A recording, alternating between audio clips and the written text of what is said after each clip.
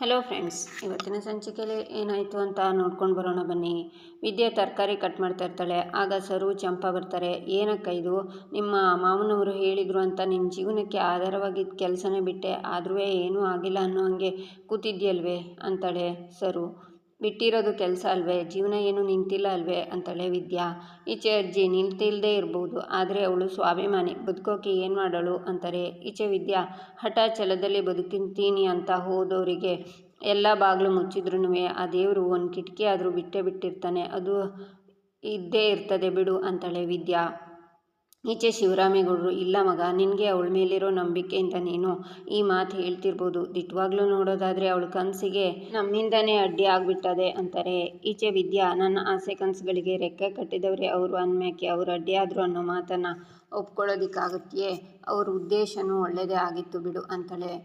ಈಚೆ ಶಿವರಾಮೇಗೌಡರು, ಉದ್ದೇಶ ಏನೇ ಆಗಿರಲಿ, ಆದರೆ ಆಯ್ಕೊಂಡು ತಿಂತಿದ್ದ ಕೋಳಿಗೆ ಕಾಲು ಮುರಿದಂಗೆ ಅವಳು ಸ್ವಾಭಿಮಾನದಿಂದ ಬದುಕು ಕಟ್ಕೊಳ್ಳೋಕೆ ಹೋಗ್ತಾ ಇದ್ಲು, ಅದೆಲ್ಲ ಅಡ್ಡಿ ಮಾಡಿಬಿಟ್ಟು ಆ ನೋವು ನನಗೆ ಶಾನೆ ಕಾಡ್ತಿದೆ ಕಣವ ಅಂತಾರೆ.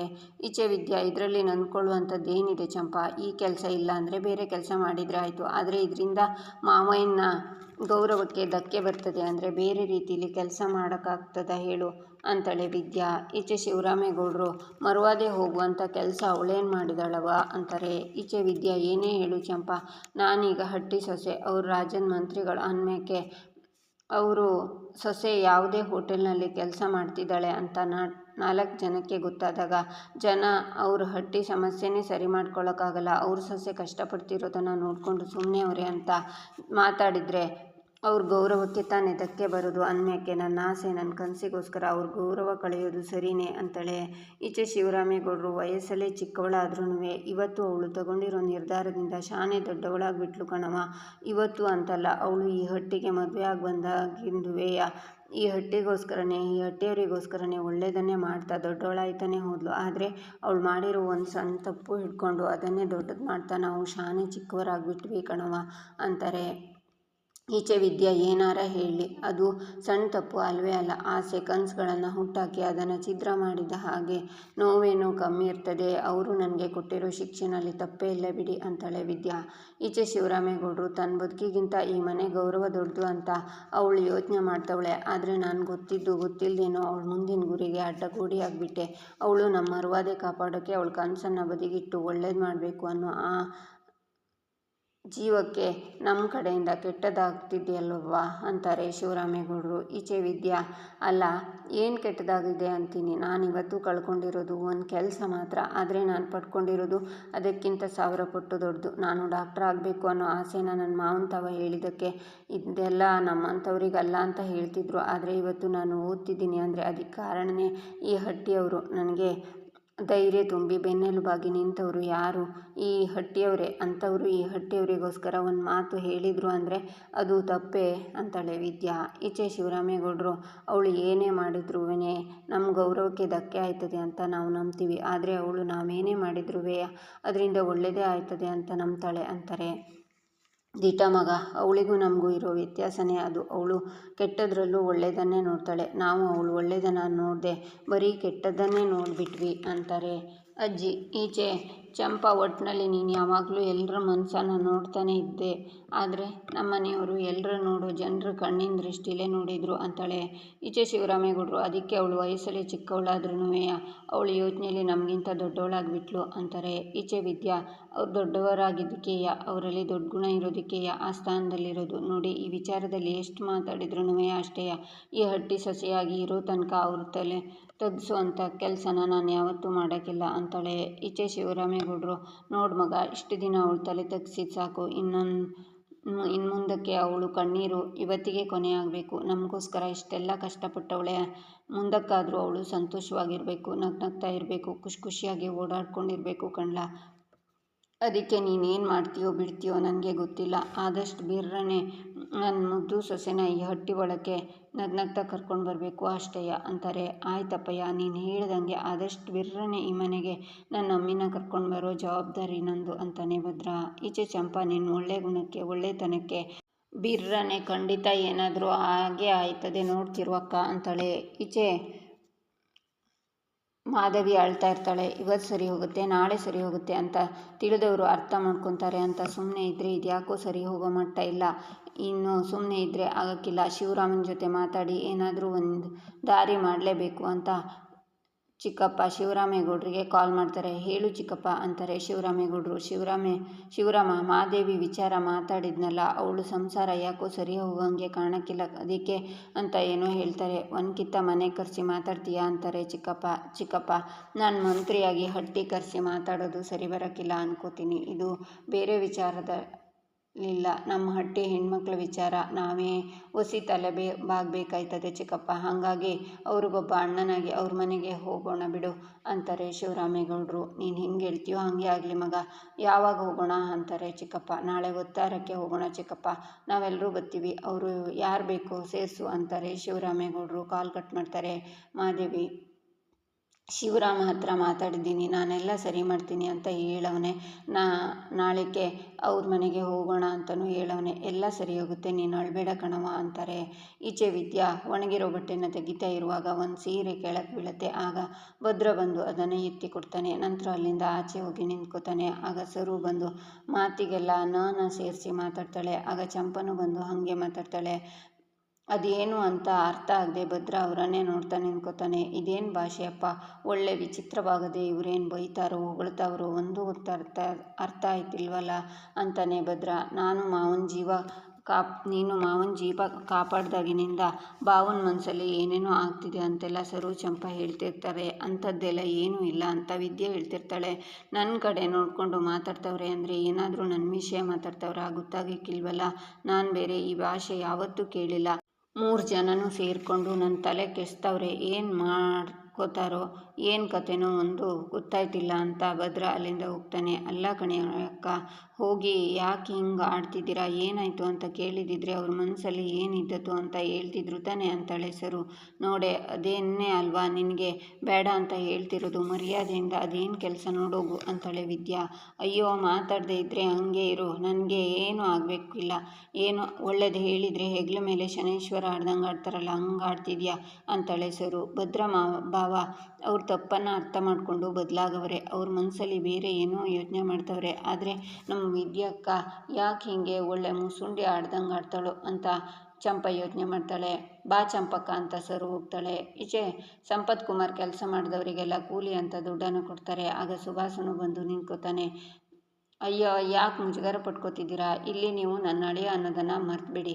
ಇಲ್ಲ ಅವರಲ್ಲ, ಅವ್ರ ಜೊತೆ ನೀವು ಒಬ್ಬರು ಅಂದ್ಕೊಳ್ಳಿ, ಆವಾಗ ಮುಜುಗರ ಆಗೋಕ್ಕಿಲ್ಲ. ಆಮೇಲೆ ನಾವು ಅವತ್ತಿನ ಕೂಲಿನ ಅವತ್ತೇ ಕೊಟ್ಬಿಡ್ತೀವಿ. ಯಾಕಂದರೆ ಈ ಮಾರ ಅವನಲ್ಲ, ಅವ್ನು ಬಡವನಾದರೂ ಅವನ ಮನೆ ಜವಾಬ್ದಾರಿ ತಗೊಂಡವನೇ. ಕಷ್ಟಪಟ್ಟು ದುಡಿತಿದ್ದ ದುಡ್ಡನ್ನು ಮನೆಗೆ ಏನು ಸಾಮಾನು ಬೇಕು ತಗೊಂಡೋಯ್ತವನೆ. ಅಲ್ಲಿ ನೋಡಿ ಆ ಹೆಂಗಸು ಗಂಡ ಇಲ್ಲ, ಆದರೂ ಮಕ್ಕಳು ಸಾಕಬೇಕು ಅಂತ ಯಾರ ಮುಂದೆನೂ ಕೈ ಚಾಚದೆ ಸ್ವಾಭಿಮಾನದಿಂದ ಬದುಕ್ತವಳೆ.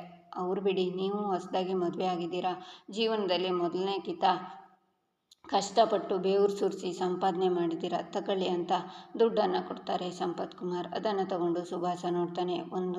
ಒಂದು ರೂಪಾಯಿ ಸಂಪಾದನೆ ಮಾಡೋಕ್ಕೂ ಶಾನೆ ಕಷ್ಟಪಡಬೇಕು. ಹಾಗೆ ಕಷ್ಟಪಟ್ಟು ಸಂಪಾದನೆ ಮಾಡ್ಕೊಂಡು ಬಂದೀವ್ನಿ ಅಂತ ಹೆಂಡ್ರಿಗೆ ತಗೊಂಡೋಗಿ ಕೊಡಿ, ಶಾನೆ ಖುಷಿ ಪಡ್ತಾಳೆ. ಈ ನೋಟಿಗೆ ಪರ್ಫ್ಯೂಮ್ ವಾಸನೆ ಬರೋಕ್ಕಿಲ್ಲ, ನೀವು ಸುರಿಸಿದ ಬೇವರಿನ ವಾಸನೆ ಮಾತ್ರ ಬರೋದು. ಬೇವರಿನ ಬೆಲೆ ಗೊತ್ತಾಗಿದ್ದ ಮನುಷ್ಯನಿಗೆ ಮಾತ್ರ ದುಡ್ಡಿನ ಬೆಲೆ ಗೊತ್ತಾಗೋದು. ಅದಕ್ಕೆ ಇನ್ನು ಮುಂದೆ ಬೇವರು ಸುರಿಸಿ ದುಡೀರಿ. ಆಮೇಲೆ ಇನ್ನೊಂದು, ನಾಳೆಯಿಂದ ಬಿಸಿಲು ನೆತ್ತಿ ಮೇಲೆ ಕುಂತ ಮೇಲೆ ಬರಬೇಡಿ.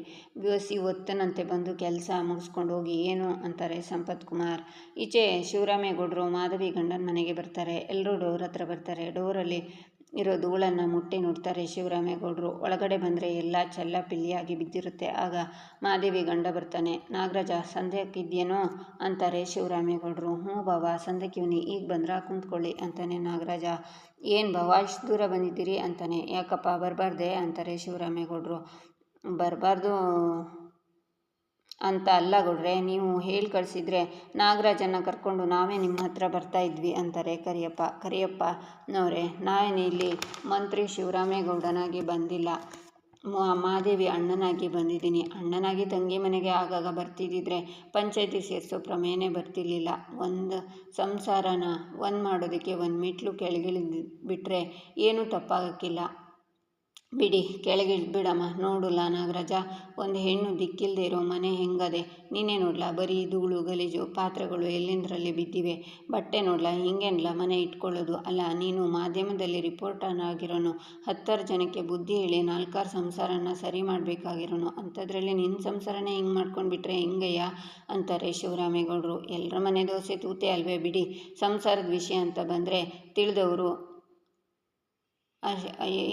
ಅಷ್ಟೇಯ, ಏನೂ ಮಾಡೋಕ್ಕಾಗಲ್ಲ. ಕಟ್ಕೊಂಡವಳು ನೆಟ್ಟಗಿದ್ದಿದ್ರೆ ಅಲ್ವಾ, ಇಲ್ಲ ಅಂದರೆ ಸಂಸಾರ ಹಾಳಾಗದೆ ಇನ್ನೇನಾಯ್ತದೆ ಅಂತಾನೆ ನಾಗರಾಜ. ಸಂಸಾರ ಮನೆ ಹಿಂಡ್ರು ಗಂಡ ಅಂದ್ಮೇಕೆ ಸರಸ ವಿರಸ ಅನ್ನೋದು ಇದ್ದಿದೆಯಾ? ಜಗಳ ಆಳಿದ್ಮೇಕೆ ಒಂದು ಮಾತು ಬರ್ತದೆ ಹೋಯ್ತದೆ. ಅದನ್ನು ನೀವಿಬ್ಬರು ದೊಡ್ಡದು ಮಾಡಿದರೆ ಹೆಂಗೇಳಿ ಅಂತಾರೆ ಶಿವರಾಮೇಗೌಡರು. ಈ ಮಾತನ್ನು ನಿಮ್ಮ ತಂಗಿಗೂ ಹೇಳಿ. ಏನೋ ನಮಗೂ 108 ತಾಪತ್ರಯಗಳಿರ್ತವೆ. ಕೋಪದಲ್ಲಿ 4 ಮಾತಾಡ್ತೀವಿ. ಅದನ್ನೇ ಅರ್ಥ ಮಾಡಿಕೊಂಡು ತೆಪ್ಪಗೆ ಇರೋದು ಬಿಟ್ಟು ತವ್ರ ಮನೆಗೆ ಹೋಗ್ಬಿಟ್ರೆ ನಾನೇನು ಮಾಡೋಕ್ಕಾಗೋದು ಅಂತಾರೆ ನಾಗರಾಜ. 4 ಮಾತು ಅಂದಿದ್ದಕ್ಕೆ ಬಂದಿಲ್ಲ ಅಣ್ಣ. ದಿನ ಹೊಡೆಯೋದು ಬೈಯೋದು ಇದನ್ನೇ ಮಾಡ್ತಾಯಿದ್ರು ಅಂತಾಳೆ ಮಾಧವಿ. ಈ ವಿಷಯ ಇಲ್ಲೇ ಬಿಟ್ಟು ಹಾಕಿ. 2 ಕಡೆ ತಪ್ಪಾಗಿರ್ತದೆ. ಇಲ್ಲಿ ಗಂಟ ಆಗಿದ್ದಾಗೋಯ್ತು. ಇನ್ಮೇಕೆ ನೀವಿಬ್ಬರು ಅನ್ಸ್ಕೊಂಡು ಹೋಗೋದನ್ನು ನೋಡಿ ಅಂತಾರೆ ಶಿವರಾಮೇಗೌಡರು. ಮೊದಲು ಅವಳಿಗೆ ನೀವು ನೆಟ್ಟಗೆ ಬುದ್ಧಿ ಹೇಳಿ. ಅವಳು ಮುಂದೆ ಏನಾದರೂ ಹಿಂಗೆ ಮಾಡಿದರೆ ಇವಳು ಸಹವಾಸನೆ ಬೇಡ ಅಂತ ನಾನು ಬೇರೆಯವರನ್ನು ಕಟ್ಕೋಬೇಕಾಯ್ತದೆ ಅಂತಾರೆ ನಾಗರಾಜ. ಅದೇ ಮಾತನ್ನು ನಿನ್ನ ಹೆಂಡ್ರಿ ಹೇಳಿದರೆ ಹೆಂಗ್ಲಾ ಅಂತಾರೆ ಕರಿಯಪ್ಪ. ಮಾತೆತ್ತಿದ್ರೆ ಹಟ್ಟಿ ಬಿಟ್ಟು ಹೋಗ್ತಾಳೆ ಅಂದರೆ ಇನ್ನೊಬ್ಬನ ಕಟ್ಕೊಳ್ಳೋಕೆ ಹೋದಳೋ ಇಲ್ಲ ಊರಲ್ಲಿ ಇಟ್ಕೊಂಡು ನೋಡೋಕೆ ಹೋದಳೋ ಅಂತಾನೆ ನಾಗರಾಜ. ಆಗ ಸಿಟ್ಟಿಂದ ಶಿವರಾಮೇಗೌಡರು ನಾಗರಾಜನ ಕೆನ್ನೆಗೆ ಬಾರಿಸ್ತಾರೆ. ಏನೋ ಬೊಗಳ್ದೆ, ಇನ್ನೊಂದು ಮಾತು ನಿನ್ನ ಬಾಯಲ್ಲಿ ಬಂದರೆ ಕತ್ತರಿಸಾಕ್ಬಿಡ್ತೀನಿ ಅಂತಾರೆ ಶಿವರಾಮೇಗೌಡರು. ನನ್ನ ಮೇಲೆ ಕೈ ಮಾಡಿ ಶಾನೆ ದೊಡ್ಡ ತಪ್ಪು ಮಾಡಿದೆ ಅಲ್ವೇ ಅಂತಾನೆ ನಾಗರಾಜ. ಕೈ ಮಾಡೋದು ಮಾತ್ರ ಅಲ್ಲ, ಕತ್ತರಿಸಾಕ್ಬಿಡ್ತೀನಿ ಅಂತಾರೆ ಶಿವರಾಮೇಗೌಡರು. ಇದನ್ನು ಇಲ್ಲಿಗೆ ಬಿಟ್ಬಿಡಿ. ನಾನೊಬ್ಬ ರಿಪೋರ್ಟರ್ ಅಂತ ಗೊತ್ತಿದ್ರೂ ನನ್ನ ಮೇಲೆ ಕೈ ಮಾಡಿದಿರಲ್ವೇ, ನಿಮ್ಮ ಇಮೇಜನ್ನು ಹೇಗೆ ಡ್ಯಾಮೇಜ್ ಮಾಡ್ತೀನಿ ನೋಡ್ತೀರಿ ಅಂತಾನೆ ನಾಗರಾಜ. ನೀನು ನೆಟ್ಟಗಿದ್ರು ನಾಲಿಗೆ ನೆಟ್ಟಗಿದ್ದಿದ್ರೆ ನಾನು ಯಾಕೋ ಕೈ ಮಾಡ್ತಿದ್ದೆ. ಒಂದು ಹೆಣ್ಮಗಿನ ಬಗ್ಗೆ ನಾಲಿಗೆ ಹರಿಬಿಡ್ತಿದ್ಯಲ್ಲ, ನಿನ್ನ ಏನು ಮಾಡಬೇಕು ಅಂತಾರೆ ಶಿವರಾಮೇಗೌಡರು. ಸಾಕು ಮುಚ್ಚಯ್ಯ ಬಾಯಿನ. ಬಸ್ರಿ ಸೊಸೆನ ಔಟರ್ಸಲ್ಲಿ ಇರೋಂಗೆ ಮಾಡಿ ಏನು ಹೆಣ್ಮಕ್ಳ ಬಗ್ಗೆ ದೊಡ್ಡ ಕಾಳಜಿ ಇರೋಂಗೆ ಮಾತಾಡಬೇಡ. ನಿನ್ನ ಬಗ್ಗೆ ಏನೂ ಗೊತ್ತಿಲ್ಲ ಅಂದ್ಕೋಬೇಡ. ನಿನ್ನ ಹಟ್ಟಿಲಿ ನಡೆಯೋ ಇಂಚ್ ವಿಷಯನೂ ನನಗೆ ಗೊತ್ತು ಅಂತಾನೆ ನಾಗರಾಜ. ಅಳಿಯಂದರೆ ಯಾರು ಮುಂದ್ಗುಟ್ಟೆ ಹಿಂಗೆ ಮಾತಾಡ್ತಿದ್ದೀರಾ ಅಂತ ಗೊತ್ತಾ ನಿಮಗೆ? ನಾಲ್ಗೆ ಬಿಗಿ ಹಿಡಿದು ಮಾತಾಡಿ ಅಂತಾರೆ ಚಿಕ್ಕಪ್ಪ. ನಾನು ಯಾರು ಅಂತ ಗೊತ್ತಿದ್ದು ನನ್ನ ಮೇಲೆ ಕೈ ಮಾಡಿ ತಪ್ಪು ಮಾಡಿರೋದು ನಿಮ್ಮ ಮಗ. ಇವತ್ತೇ ನಮ್ಮ ಚಾನೆಲ್ನವ್ರನ್ನ ಕಳಿಸಿ ರಿಪೋರ್ಟ್ ಪವರ್ ಏನು ಅಂತ ತೋರಿಸ್ತೀನಿ. ನನ್ನ ಮೇಲೆ ಕೈ ಮಾಡಿಬಿಟ್ಟೆ ಅಲ್ಲ, ಅದು ನನ್ನ ಮೇಲೆ. ಇವನು ರಾಜಕೀಯ ಬೇಳೆ ಬೇಯಿಸ್ಕೊಳ್ಳೋಕ್ಕೆ ಇವನು ಸೊಸೆನ ಹೆಂಗೆ ಬಳಸ್ಕೊಂಡಿದ್ದಾನೆ ಅನ್ನೋದು ನನಗೆ ಗೊತ್ತು ಅಂತಾನೆ ನಾಗರಾಜ. ಈಚೆ ಶಿವರಾಮೇಗೌಡರು ವಾಪಸ್ ಕಾರಲ್ಲಿ ಬರುವಾಗ ಮೀಡಿಯಾದವರು ಬಂದು ಅಡ್ಡ ಹಾಕ್ತಾರೆ. ನಿಮ್ಮ ಗರ್ಭಿಣಿ ಸೊಸೆ ಮನೇಲಿಲ್ಲ, ಔಟ್ ಹೌಸಲ್ಲಿದ್ದಾರೆ ಅನ್ನೋ ವಿಷಯ ಕೇಳಿಬರ್ತಿದೆ. ಇದಕ್ಕೆ ಏನು ಹೇಳ್ತೀರಾ? ಹಾಗಾದರೆ ಔಟ್ ಹೌಸಲ್ಲಿರೋ ನಿಮ್ಮ ಸೊಸೆನ ನಾವು ಕವರ್ ಮಾಡ್ಬೋದಾ? ನೀವು ನಿಮ್ಮ ರಾಜಕೀಯದ ಬೆಳವಣಿಗೆಗೋಸ್ಕರ ನಿಮ್ಮ ಸೊಸೆನ ಟ್ರಂಪ್ ಕಾರ್ಡಾಗಿ ಯೂಸ್ ಮಾಡ್ತಿದ್ದೀರಾ ಅಂತ ಜನರು ಆರೋಪ ಮಾಡ್ತಿದ್ದಾರೆ. ಇದು ಸತ್ಯನಾ? ನಿಮ್ಮನ್ನೇ ಕೇಳ್ತಿರೋದು ಅಂತಾರೆ. ನಂತರ ಶಿವರಾಮೇಗೌಡರು ಮನೆಯೊಳಗೆ ಬಂದ ಕೂಡಲೇ ಮೀಡಿಯಾದವರು ಅವ್ರ ಹಿಂದೆನೇ ಬಂದು ಪ್ರಶ್ನೆ ಮಾಡ್ತಿರ್ತಾರೆ. ಆಗ ಈಶ್ವರಿ ಗ್ರಹಚಾರ ಅಂದರೆ ಇದೇ ಕಣೋ ಅಂತ ಮನಸ್ಸಲ್ಲೇ ಯೋಚನೆ ಮಾಡ್ತಾರೆ. ಆಗ ವಿದ್ಯಾ ಒಳಗಿನಿಂದ ಬಂದು ಎಕ್ಸ್ಕ್ಯೂಸ್ ಮೀ ತಗೊಳ್ಳಿ ಅಂತ ಮಾವಂಗೆ ಕುಡಿಯೋಕೆ ಕೊಡುತ್ತಾಳೆ ವಿದ್ಯಾ. ಆಗ ಮೀಡಿಯಾದವರು ನೀವು ನಿಜವಾಗ್ಲೂ ಈ ಮನೆ ಒಳಗಡೆನೇ ಇದ್ದೀರಾ ಅಂತಾರೆ. ನಾನು ಈ ಹಟ್ಟಿ ಸೊಸೆ ಅಂದಮೇಕೆ ಈ ಹಟ್ಟಿ ಒಳಕ್ಕಿಲ್ಲದೆ ಇನ್ನೆಲ್ಲಿ ಹೋಗಲಿ ಹೇಳಿ ಅಂತಾಳೆ ವಿದ್ಯಾ. ಶಾಕ್ನಿಂದ ರಿಪೋರ್ಟರ್ ಎಲ್ಲ ನೋಡ್ತಾರೆ. ಇಲ್ಲಿಗೆ ಈ ಸಂಚಿಕೆ ಮುಕ್ತಾಯವಾಗುತ್ತೆ. ಮುಂದಿನ ಸಂಚಿಕೆಗಾಗಿ ನಮ್ಮ ಚಾನಲನ್ನು ನೋಡಿ, ಸಬ್ಸ್ಕ್ರೈಬ್ ಮಾಡಿ, ಲೈಕ್ ಮಾಡಿ, ಸಪೋರ್ಟ್ ಮಾಡೋದನ್ನು ಮರಿಬೇಡಿ.